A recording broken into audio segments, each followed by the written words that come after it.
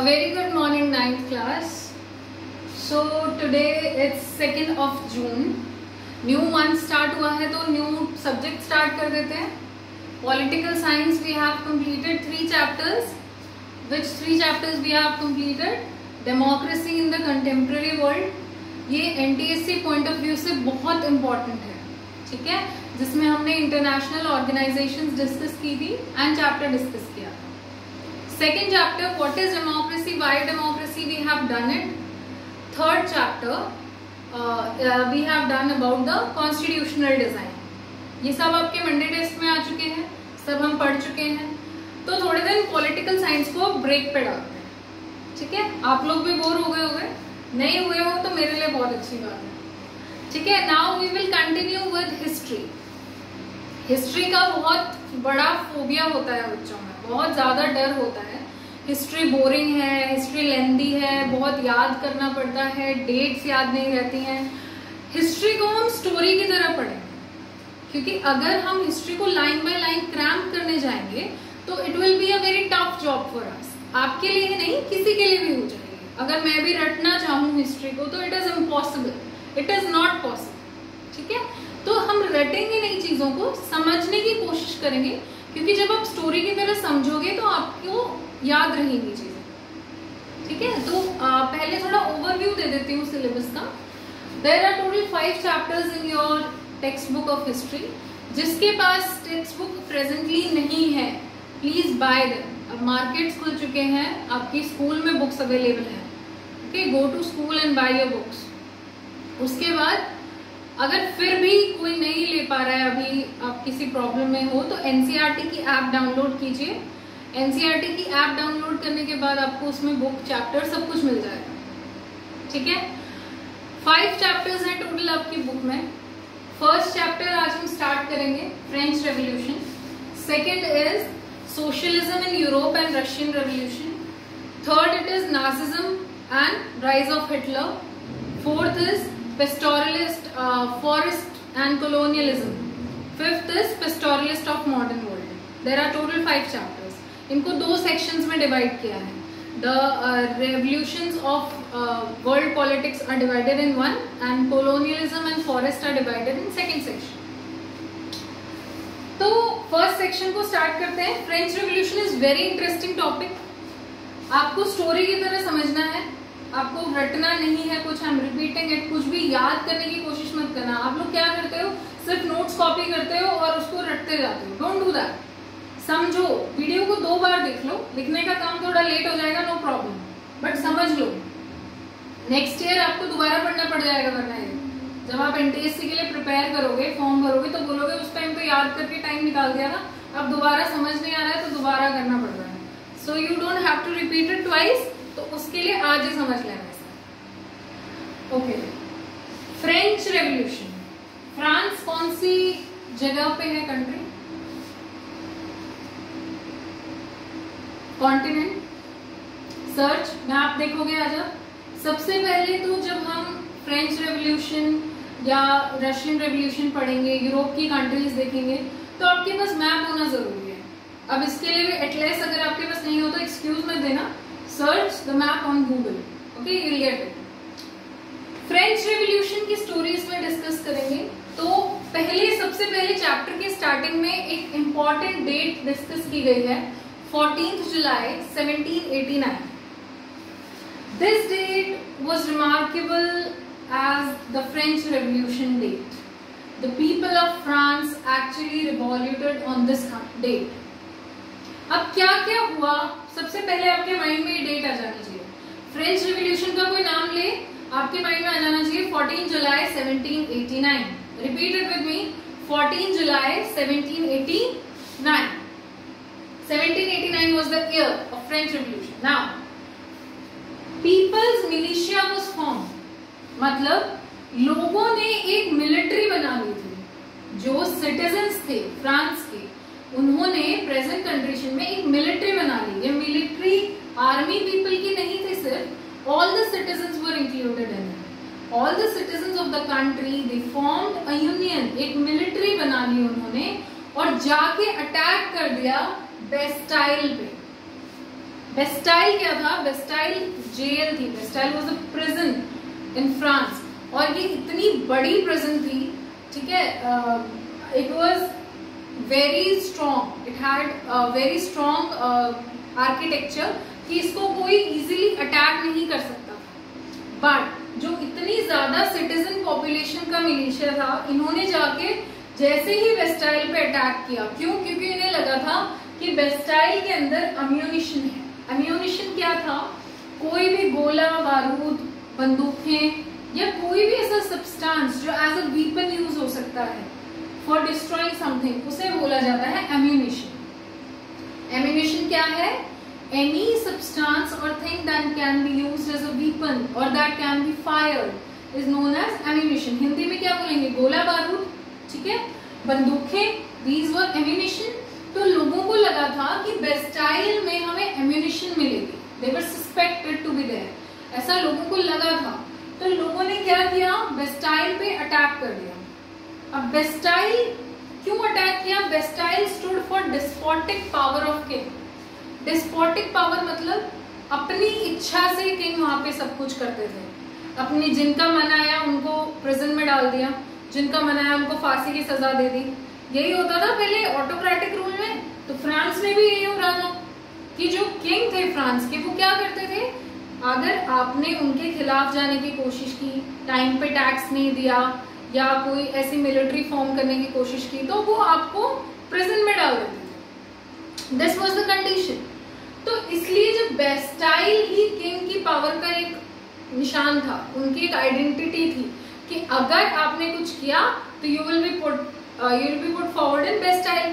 तो अब लोगों ने क्या कहा कि इस बेस्टाइल को ही तोड़ेंगे हम, ठीक है। तो उन्होंने अटैक कर दिया बेस्टाइल को एंड बेस्टाइल वो स्टॉर्म्ड। आप फोटो देखना, आपकी पिक्चर दी गई है, फिगर इन योर बुक।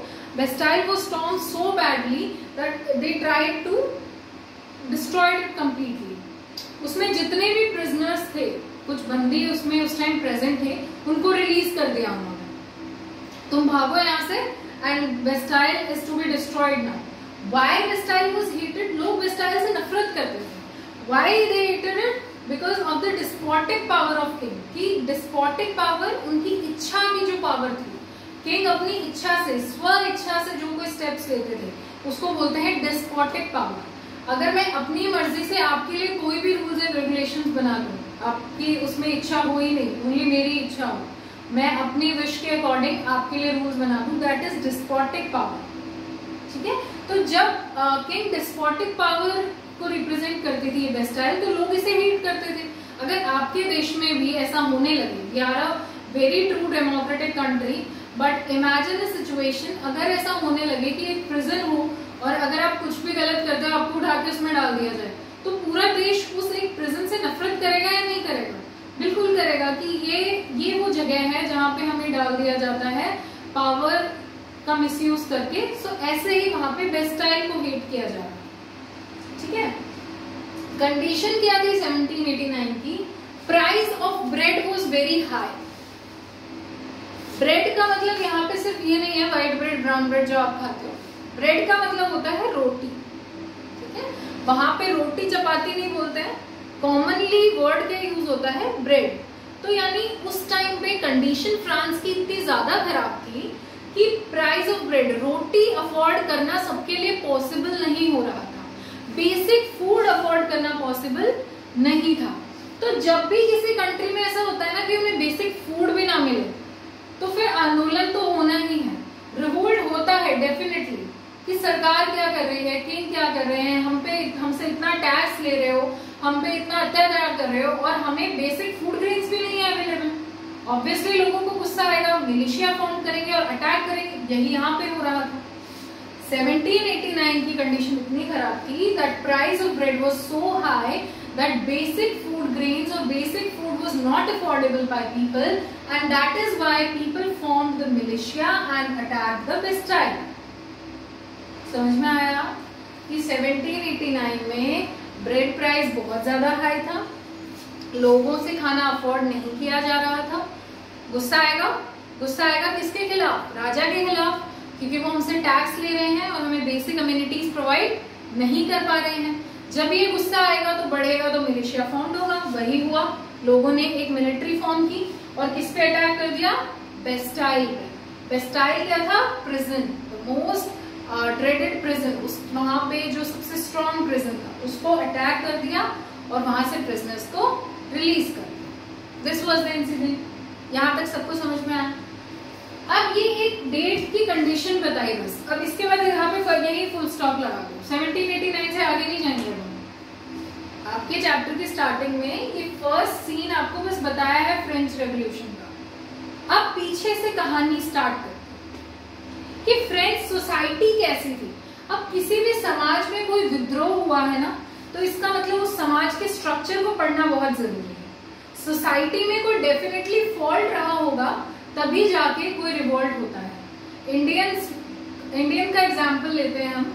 जब तक ब्रिटिशर्स ने हमें कंप्लीटली एक्सप्लॉइट नहीं किया था, हम पे बहुत ज्यादा अत्याचार नहीं किए थे, हमें बहुत ज्यादा टैक्स नहीं देना पड़ रहा था, हम अपनी मर्जी से क्रॉप उगा पा रहे थे, तब तक क्या हमने रिवोल्ट किया था? नहीं। ब्रिटिशर्स तो बहुत पहले आ गए थे कंट्री में, easily east India company trade कर रही थी, हमें कोई फर्क नहीं पड़ रहा था, हम तो ठीक थे, नॉर्मल थे। But the moment they started exploiting us very much, हम अपनी मर्जी से इतना कोई क्रॉप नहीं उगा सकते थे। We were forced to grow indigo, cotton for their benefit, we were forced to join military for their benefit. ठीक है, सब कुछ ब्रिटिशर्स अपने हिसाब से करने लगे और हमें एक्सप्लॉइट करने लगे, तभी तो समाज ने मिलिट्री फॉर्म की थी, रिवोल्ट के लिए स्टेप्स उठाए थे। ठीक है, तो ऐसे ही वहां पे हुआ। तो जब भी हम किसी विद्रोह को पढ़ते हैं, किसी रिवोल्ट को पढ़ रहे हैं, रेवोल्यूशन को पढ़ रहे हैं, तो उसमें हमें क्या जरूरी है? समाज को डिस्कस करना कि ऐसा क्या हुआ, ऐसा सोसाइटी में क्या था कि एक्चुअली में ये रेवोल्यूशन हो गया। 1774 से बात शुरू करेंगे। 1774 में Louis 16 from the Bourbon family, Bourbon biscuits आप सबने खाए होंगे आई गेस, है ना? तो बिस्किट्स ही याद रख लेना यहाँ पे, ताकि आपको याद रह पाए। अगर आपसे क्वेश्चन पूछ लिया जाए that in which year Louis 16 became the king of France, 1774, Louis 16 belonged to which family? Bourbon family. Okay? अब 1774 में लुइस 16 राजा बन गए, थ्रोन ले लिया उन्होंने, गद्दी संभाल ली राजा की of France. He was married to Austrian princess. Austria भी एक कंट्री है। He was married to Austrian princess Marie Antoinette. तो आपसे ये क्वेश्चन भी पूछा जा सकता है एमसीक्यू में that Louis 16 was married to which princess? Marie Antoinette. Marie Antoinette was married to which king? Louis 16. ठीक है, तो जान लो, बीवी का नाम भी जानना जरूरी हो जाता है कभी कभी। तो ऑस्ट्रियन प्रिंसेस थी मैरी एंटोइनेट, उनसे शादी की थी लुइस 16 ने। 1774 में ये राजा बने फ्रांस के। जब ये फ्रांस के राजा बने, इनका बहुत गंदा नसीब था कि इन्हें पूरा ट्रेजर जो था फ्रांस का वो खाली मिला। पैसे नहीं थे फ्रांस के पास उस टाइम में। हर कंट्री के राजा के पास एक उनकी खुद की तिजोरी होती है कि इसमें हमारे पास इतने रिसोर्सेज हैं, इतना मनी है, इतना गोल्ड है, but he found a treasure that was empty. बदनसीबी, इन्हें पैसे नहीं मिले, कंडीशन फ्रांस की बहुत खराब। 1 बिलियन लिवर करेंसी है फ्रांस की, LIVRE लिवर करेंसी है वहां की। अब वहां पे आप देखो 1 बिलियन लिवर का उन पे डेब्ट था, कर्जा था उस टाइम।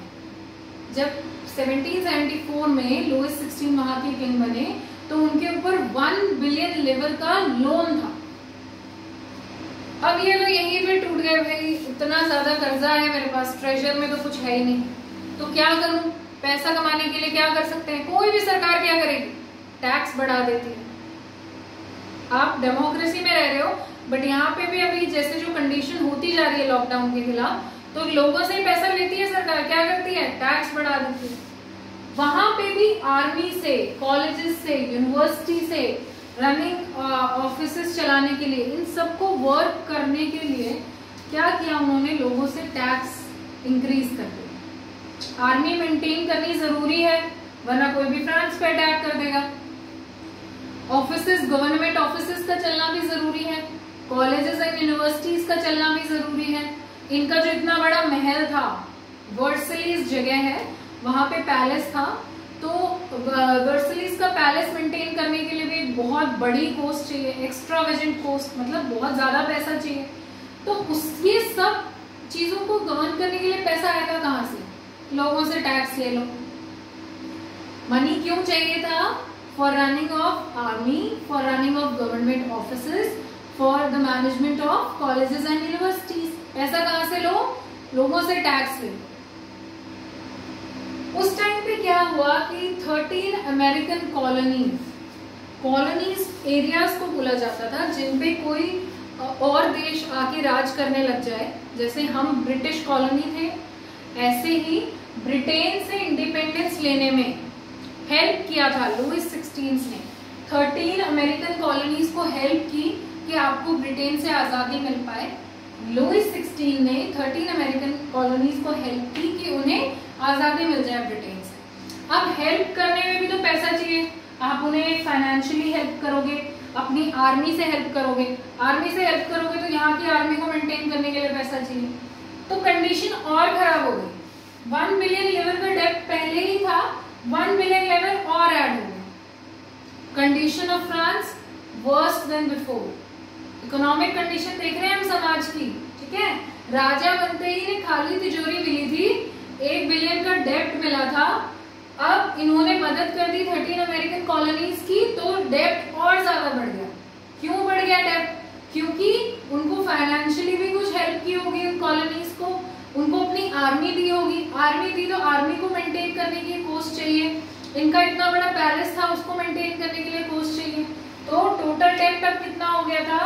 2 बिलियन लिवर्स, ठीक है। अब ये कैसे आएगा सरकार के पास? ऑब्वियसली टैक्स लेके। तो according to the old regime, old regime का मतलब है 1789 से पहले जो समाज और कंडीशंस थी उन्हें बोला जाता है ओल्ड रेजाइम। तो ओल्ड रेजाइम के अकॉर्डिंग 3 स्टेट्स में डिवाइडेड थी फ्रेंच सोसाइटी। ओल्ड रेजाइम के अकॉर्डिंग 3 स्टेट्स में डिवाइडेड थी फ्रेंच सोसाइटी। अब ये 3 स्टेट्स क्या थे वो डिस्कस करते हैं, ठीक है।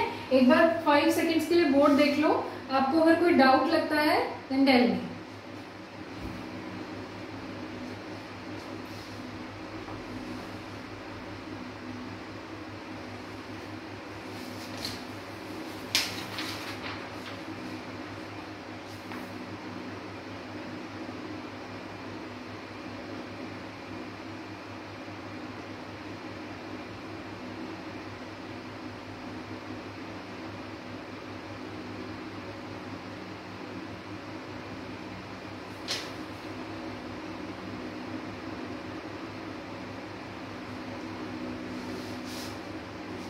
I hope everything is clear.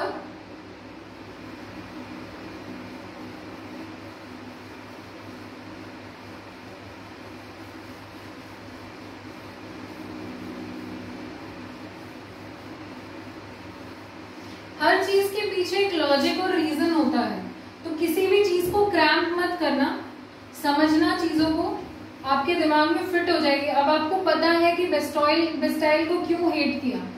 अगर लॉजिक नहीं पता करोगे चीजों का, हर चीज के पीछे क्यों लगा दिया करो ताकि आपको कॉन्सेप्ट क्लियर हो जाए। अगर आपको लॉजिक नहीं पता होगा ना तो आप रटते ही रहोगे चीजों को और फिर एक दिन वो दिमाग से निकल जाएंगे। जब भी आपसे फैमिली पूछे लुइस 16 की, याद रखना मैम ने कोई बिस्किट याद दिलाए थे, बॉर्बन सबके फेवरेट है ऑलमोस्ट, तो आपको याद आ जाएगा कि Louis 16 was from Bourbon family. तो एक रिविजन करते हैं, मिट गया है बोर्ड से सब कुछ। फ्रेंच रेवोल्यूशन की डेट 14 जुलाई 1789। लुइस 16 राजा कब बने? 1774। किससे उनकी शादी हुई थी? Austrian princess Marie Antoinette. Okay, Bastille क्या था? प्रिजन। पैलेस कहाँ था लुइस 16 का? वर्सलीज। इतना सब क्लियर? अब हमने देखा कि फ्रेंच सोसाइटी उस टाइम पे 3 स्टेट्स में डिवाइडेड थी। First state had clergy,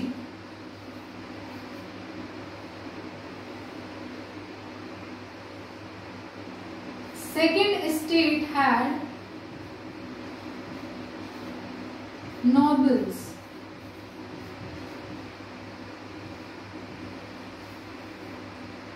third state had, सबसे बड़ा थर्ड स्टेट था। ये लेवल्स हैं, स्टेट का मतलब सोसाइटी को लेवल्स में डिवाइड कर दिया था इन डिफरेंट सोशल ग्रुप्स। तो फर्स्ट स्टेट था क्लर्जी, क्लर्जी क्या है एक्सप्लेन करूंगी। सेकेंड स्टेट था नोबल्स, थर्ड स्टेट में आते थे बिग बिजनेसमैन,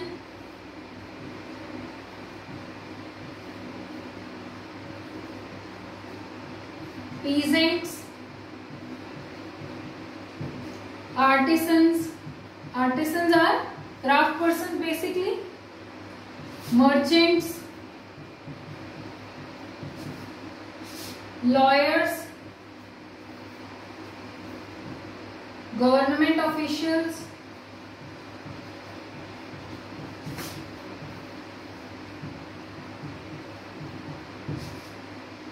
एंड पीजेंट्स। सबसे लोअर लेवल किसका था, किसको कंसिडर किया जाता था, पीजेंट्स को। नाउ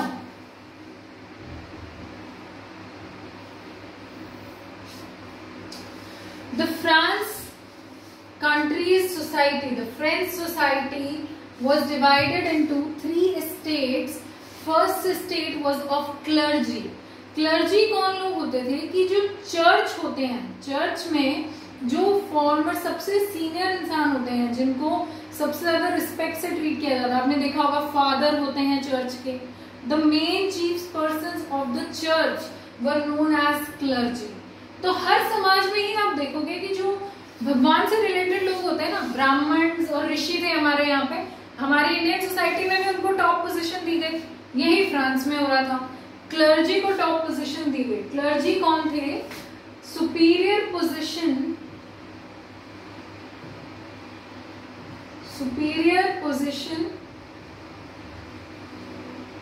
पर्सन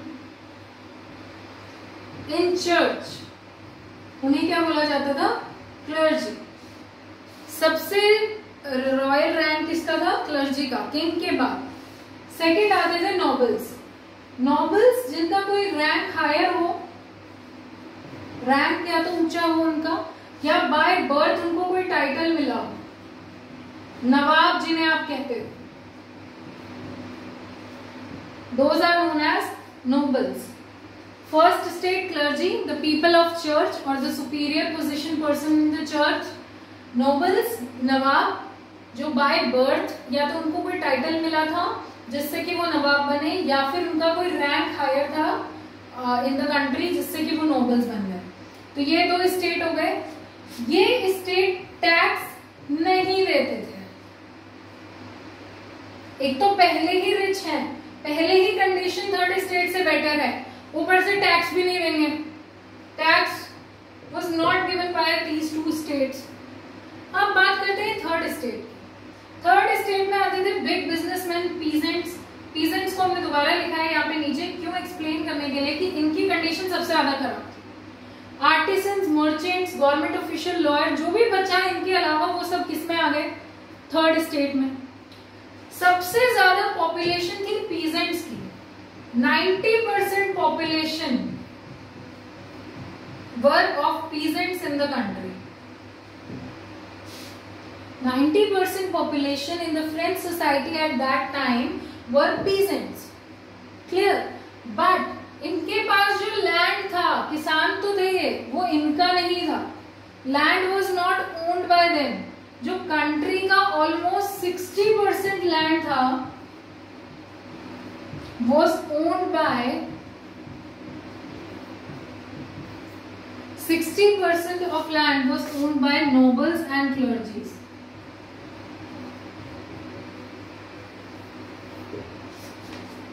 90% जनता देश में किसान है। तो आप सोच रहे होगी जमीन किसानों की होगी तभी तो किसान बन रहे हैं, नहीं, जमीन उनकी नहीं है, 60% of land is under which control nobles and clergies. ये तो बस किसान है, काम करते हैं, ठीक है। अब ये जो दो स्टेट थे ये बहुत ही प्रिविलेज थे, इनको बहुत सी छूट मिली हुई थी, बहुत तरीके से ये प्रिविलेज थे। तो कैसे प्रिविलेज थे? दो तरीकों से। पहला, ये टैक्स नहीं देते थे। अगर एमसीक्यू में आपसे पूछ लिया जाए that state the choose the correct statement, I'm giving you two statements, choose the correct one, that all the three states in the French society were giving tax. This is not right. Only third state was paying tax, right? First two states tax pay नहीं करते थे, only third state was forced to pay taxes. एक और privilege इनके पास था, उसको बोला जाता है feudal privilege.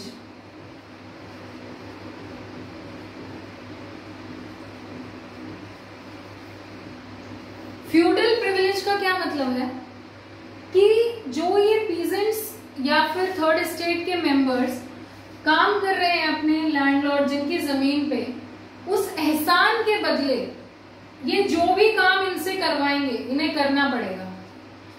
The peasants or the persons of the third states were obliged, mandatory था, उनपे एहसान था उनके लॉर्ड का कि उन्होंने उनको जमीन दी है अपना काम करने के लिए। So they were obliged to render services to the lord.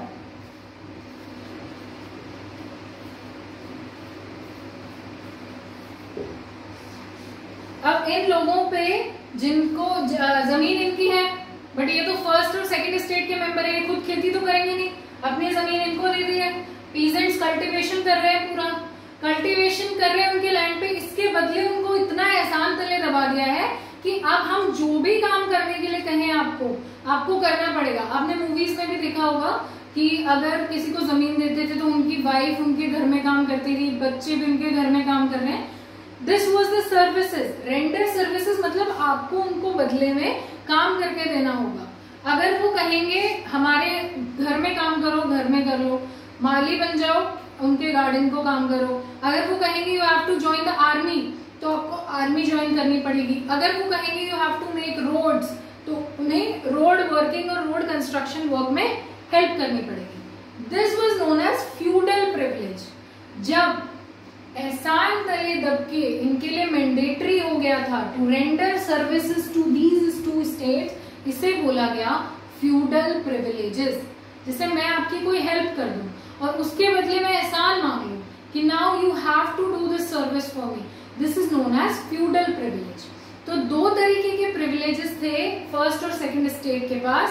पहला फ्यूडल प्रिविलेज, दूसरा दे वर एग्जेम्प्टेड फ्रॉम गिविंग टैक्स, उन्हें टैक्स नहीं देना था। अब 2 बिलियन लिवर का टैक्स हो गया था, टोटल डेप्थ हो गया था फ्रांस के ऊपर। तो अब थर्ड स्टेट से उन्होंने और ज्यादा टैक्स की डिमांड कर दी कि अब tax will be increase and you have to pay more tax. So this was the condition of France at that time. अब आप देखो कि टैक्स के बिना बहुत सारे तरीके होते हैं, सिर्फ ये नहीं बोल दिया, आप भी income tax, GST, central tax, service tax, अलग अलग तरीके के टैक्स देते हो। तो यहाँ पे भी हम डिफरेंट टैक्स की बात करते हैं।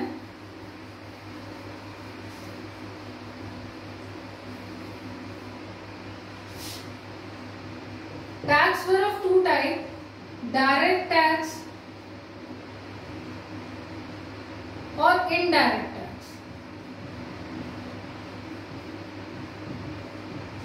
एक तो सरकार आपको कहे directly that you have to pay this much amount और आपको देना ही देना है, this is direct tax। तो डायरेक्ट टैक्स को बोला जाता था टेल, TAILLE, टेल। अगर एमसीक्यू में पूछूं what was the name of direct tax that was paid in French society, that was taille. आपको याद रखना है टेल क्या था, डायरेक्ट टैक्स था जो डायरेक्ट राजा ने मांगा और आपको पे करना है। इनडायरेक्ट टैक्स कि आप जितना किसी भी आइटम को यूज करोगे, जैसे सॉल्ट, टोबैको, इन चीजों पे उन्होंने टैक्स लगा दिया। अब ये तो डायरेक्ट नहीं है, ये आपसे डायरेक्ट नहीं मांगा जा रहा है। अगर आप सॉल्ट एंड टबाको यूज करोगे तो आपको उन पे टैक्स देना पड़ेगा, नहीं करोगे तो नहीं देना पड़ेगा। So this is not direct. So there were two types of tax, direct tax which was directly demanded by the king from the third estate people and they were obliged to pay it. That was known as taille, T-A-I-L-L-E. And there was one indirect tax that was applied on some everyday items, that was salt, tobacco. It was applied on them. So if you will buy them, you will pay the tax, and if you will not consume such items, you don't have to pay the tax. एक और tax था जिसका नाम था टिथिस। टिथिस tax जो था ये third state members किसको पे करते थे? चर्च को। अब ये जो टैक्स थे टेल या इनडायरेक्ट टैक्स, ये तो किसके पास जा रहे थे? स्टेट के पास, राज्य में जा रहे थे। ये जो टैक्स है टिथिस, ये चर्च मांग रहा है थर्ड स्टेट से। सोचो चर्च के पास कितनी ज्यादा पावर है। जैसे मंदिरों में हम पावर दे दें, हिंदू धर्म का कोई देश है, इंडिया है, हम इतनी ज्यादा पावर दे दें कि आप कोई भी टैक्स ले सकते हो। ऐसे ही वहां पे चर्च इतने पावरफुल थे, फर्स्ट स्टेट क्लर्जी का था। सो डायरेक्ट टैक्स एक लेते थे टिथिस। तो कंफ्यूज मत होना टिथिस एंड टेल में। टेल जो था T-A-I-L-L-E, वो डायरेक्ट टैक्स था जो राजा लेता था थर्ड स्टेट मेंबर से, वो स्टेट के पास जाता था। टिथिस जो था ये चर्च लेता है थर्ड स्टेट मेंबर से। क्लियर? दोनों में कंफ्यूज नहीं होना है। आज के लिए इतना ही। इस वीडियो को 2 बार देखना। We will continue the French revolution tomorrow. अगर किसी को पीडीएफ चाहिए चैप्टर की, tell me, I will send it to you. आप इसको अच्छे से पढ़ोगे। I am giving you the notes, copy the notes and we will continue the chapter tomorrow. Have a good day.